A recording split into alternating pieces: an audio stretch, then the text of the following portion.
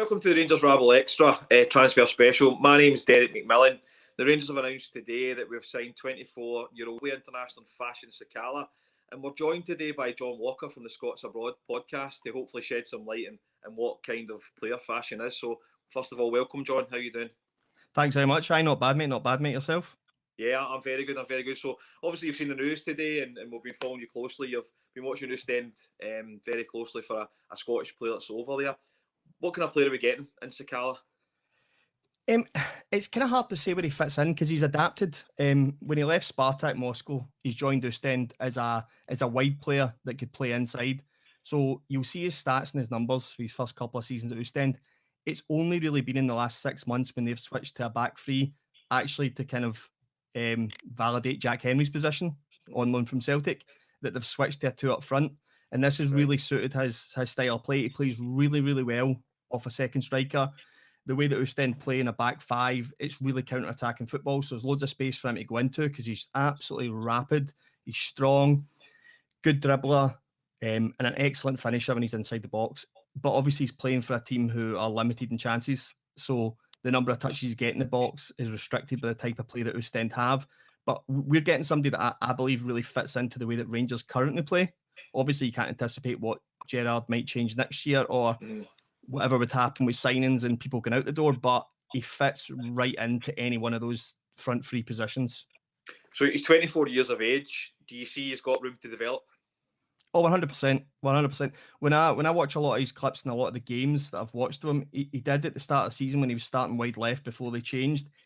He reminded me of, I hate doing this, but I'm going to try and bring in a player that Rangers fans know. He reminded me of Kent 2-3 seasons ago, where you maybe didn't quite get the consistency, you maybe didn't quite get the end product, but you, outside the stats and the numbers, you could see something else was there. You could see there was a player to work with, all the attributes, good dribbler, fast-paced, and had a finish on him and had an end product. So he is somebody who's continuing to grow, and I think he's one of those players that I think it's kind of similar to how Scott Wright's looked since he's come in at Rangers, where I think Rangers fans were maybe a bit underwhelmed by the signing at first.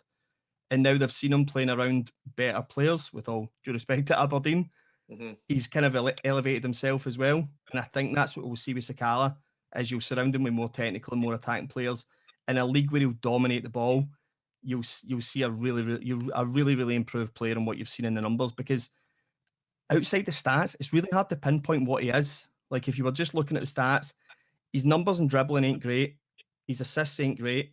His goal scoring's good until you look at how many chances he gets per game. It's like double Morelos or Roof, but he's got less numbers. But there's so much nuance to that and how the team play. He's having to do 70-yard runs up the park in a counter-attack to get those chances. So I was going to touch on that. So I was looking at his stats. So he's played 85 games, he scored 26 goals. Now, for me, for a second striker, that's not so bad, especially in a team, not a mid-table team, an upper mid-table team, we'll call them in Ostend. I'm not put off by that. What I'm wondering is, do you think Gerrard's made this signing with the Champions League in mind? You're talking about pace, you're talking about directness, you're talking about getting in behind. Do you think he's took that signing on with Sakala with the Champions League in mind? I think what you'll see him more comfortable if he plays in Europe to begin with. The same way, I think if you look at Ryan Kent's best performances this season, minus the old firms, have been in Europe, especially the two games against Antwerp. And if you look at Sakala's goals, he scored against Antwerp, he scored against Standard Liège. So he's scoring against teams who Rangers have met in the Europa League and met in Europe, that you've seen players like Kent stand out against, because there is that space in behind. There is that chance to go longer. But I don't think you can downplay this guy's ability. It's the sharpness over 10 yards.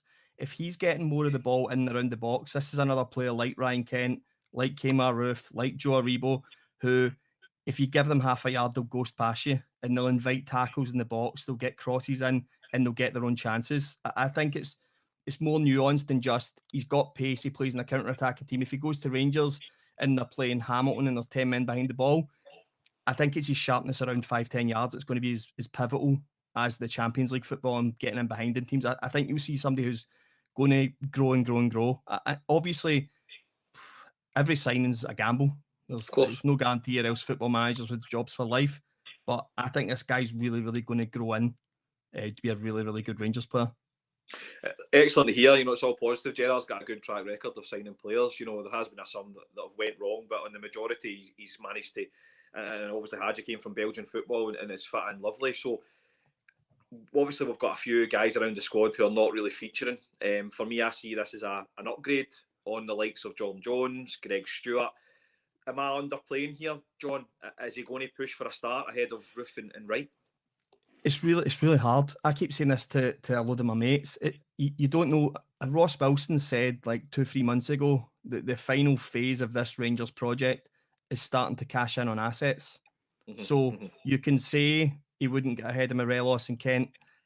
We don't know if the next part of this Rangers transition is to start getting £25 million for a player and getting people out the door to make us more profitable and bring in Scott Wrights and free transfers, Sakalas and free transfers, and keep the squad at the level it's at. Maybe not improve, but keep it at the incredible level it's at just now, whilst also starting to make the money that the team should be making. And that's the only thing where I'm concerned is I don't know if this guy is seen as a replacement for Morelos or covering Defoe, and maybe he's finishing the end of the year, or is it Kent maybe going to be interested in Leeds again and Ryan Kent after the last 4 months he's had?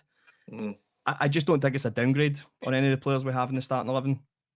So again, that's positive, because what we don't want to do is make sure that we lose this momentum we've got. And do you see Sakala, as you say, you've said, will he bring something will he bring something to the table? Is what the question I'm getting at, John. Sorry. Yeah, a lot of his stats and a lot of his numbers, obviously outside of that, I've watched every game because I've been watching Jack Henry, but he matches up to Roof 2 seasons ago in Belgium. His stats match up to that. And probably a lesser team, with all due respect to Ostend, but they are competing for Europa League football just now. So I think this guy's going to be really exciting. Good. I just think putting him around better players, there's no limit to what that can have, what that could trigger in a player, and I think it could be really, really exciting. Yeah, so Sakala obviously was very keen to join. I think it's been rumbling on for a couple of months. I think I first heard his name around about January, February of being linked. So I think he pretty made his mind up pretty early. Has his form continued to be good? Has he been the ultimate professional throughout all this? Yeah, so you get two. Well, you get one assist at the weekend and one get chopped off through VAR. But they beat Liège 6-2 at the weekend. I know they went down to 10 men, but he's leading that line for them alongside Gay. They haven't stopped. I hope he doesn't stop, but at the same time, you don't want to make injured now that he's signed the contract. But yeah, it's not. If anything, his form's improved as Ostend have went on, because I think they've really settled into this 3-5-2, and the two up front they've been playing. It's been a really settled side. Like, considering where they've come from, they do dominate a lot of games, but the possession's mainly to try and invite teams on to press, to break a press and trigger and go in the counter. That is why when you look at his numbers for yardage covered, it's just silly. I think it's really hard to judge how far this could go just because he's having to run 70 yards to get a dribble. His assists are down because he's inevitably putting a cross into one striker. Whereas with Rangers, you're going to have everyone go forward, 4-5 flooding the box. He'll get better. His numbers will increase at Rangers dramatically with the opportunities. And as we've already said, he's only 24. So if you're liking him to Roof and Kent a couple of years ago, I'm loving that, because obviously Kemar Roof's scored 17 goals this season in a massive game. So if he gets anywhere near that for the price we're getting, which is zero, we've got a bargain here. Now, he's already moved to Spartak Moscow, and it didn't quite work out for him. Obviously, he was a bit younger. Is Ostend been the perfect club for him to grow? I think Ostend in circumstance, see the way they have changed it. His finishing's got better. That's very clear when you've seen how many shots he was taking from wide positions when he was starting right or left. He was still getting the same amount of shots off without the end product. His assists haven't really went up, but again, I think that's circumstantial. I think it's really hard just to draw on the stats alone.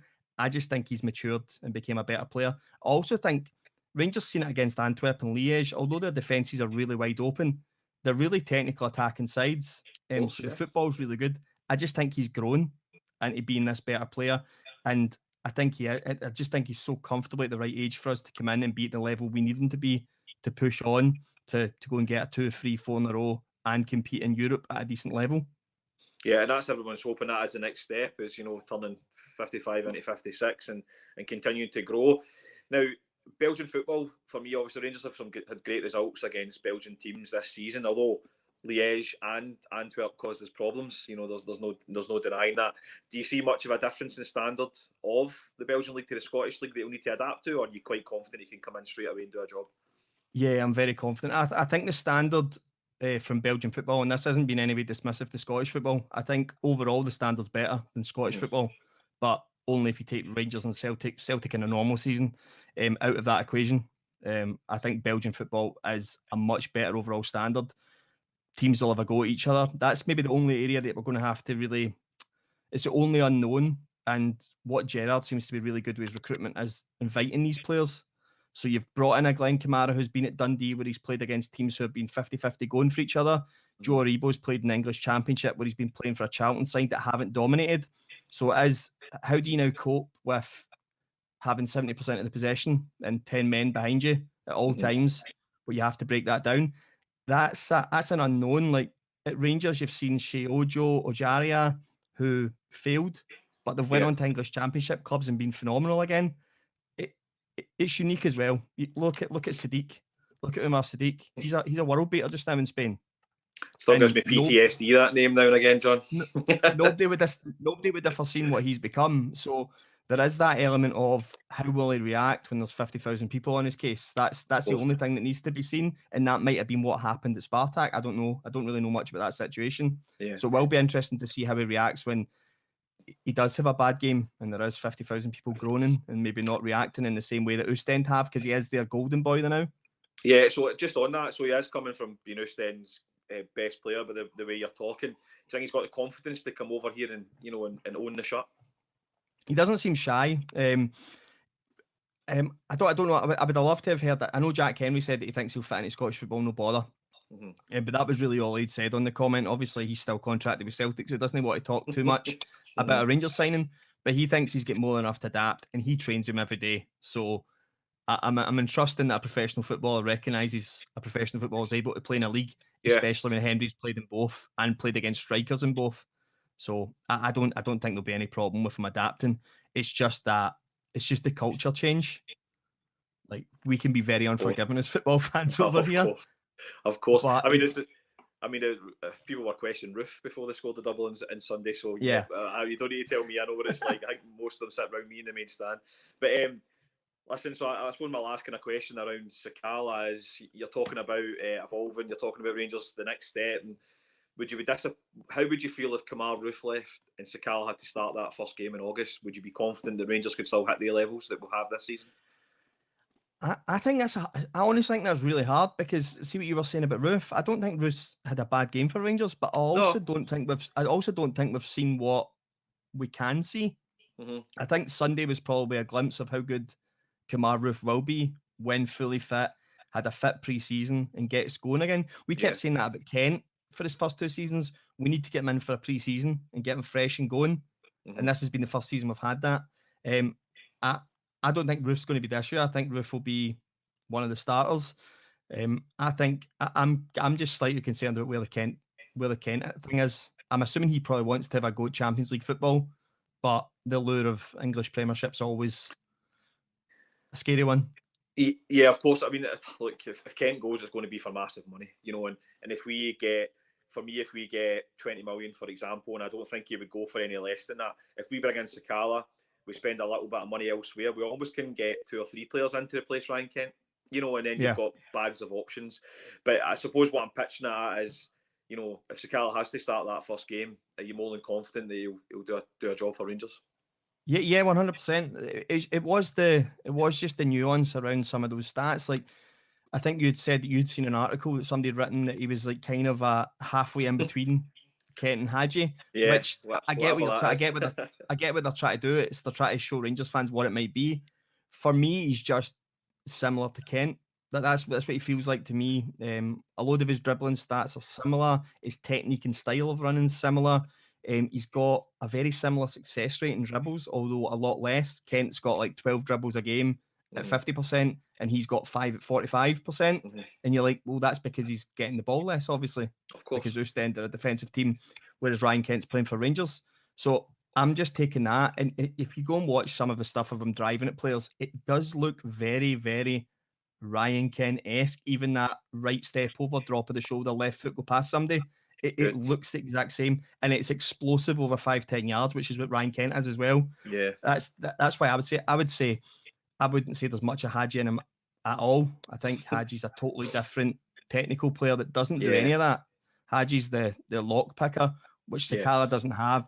Sakala's explosive. Everything is dynamic. It's not going to be neat, tidy football. He's just explosive. Yeah, brilliant. I mean, if he's half the player Ryan Kent is for getting him for no transfer fee, you know, we've won a watch. So fingers crossed. I'm excited to see him in the Rangers blue in August. So John, you obviously get your own podcast called Scots Abroad. You tell us a bit about that and what's the next steps for you on that? It's just as it says in the tin. Scots that play football abroad, UFC fighters that fight in Vegas, America, Dubai when they'd fight Ireland, musicians that tour abroad, comedians that tour abroad, just a little bit of everything. So we've got David Robertson coming on to talk about excellent. Growing up in the US and not growing up, managing the US, then over in India. We've got Jack Henry coming on at the end of the season, Lewis Morgan, who's out into Miami just now. We've got a whole host of players coming on, and we're getting some comedians on from Scotland that have played in USA, played in Australia. So that was what I said to you about it not being a Scots Abroad football podcast. Glad I checked it's very that, much, John. it's a bit of everything. Going to get Joanne Calderwood back on to discuss her upcoming fight in Vegas, Paul Craig as well. So it's a little bit of everything. Brilliant. Listen, it's, as I said to you before we came to record, I've not seen anything like it before, so it's great that you're doing this. I'm getting a lot of information from it, especially on, obviously I'm more interested in the football side, but I'm getting more information on people that I generally don't get from the Scottish media, so great job on that. And John, where can people find it? On Twitter, at Scots Abroad. We're on Instagram, but mainly we're focused on our Twitter page, so it's at Scots Abroad Pod on Twitter. So brilliant, John. That's been a great insight. I mean, we can only do a bit of digging, look a bit of YouTube videos, but it's great to hear from someone that's seen him play on numerous occasions. And you know, we're taking your word for it. He's going to be a success. So we'll make sure we hit you up and give you credit for that if it turns out to be the success you think he is. So, and if John, he's a massive flop, delete this whole interview, please. No, definitely. I'll just recycle bin. If it gets to September and he's had his chance that the Rangers fans give him, we'll just delete this. But listen, John, thank you so much for joining Rangers Rabble Extra. Rangers have announced the signing of Fashion Sakala from Ostend on a free transfer. He will join the club in the summer, and we look forward to that. Thank you, everyone, for listening.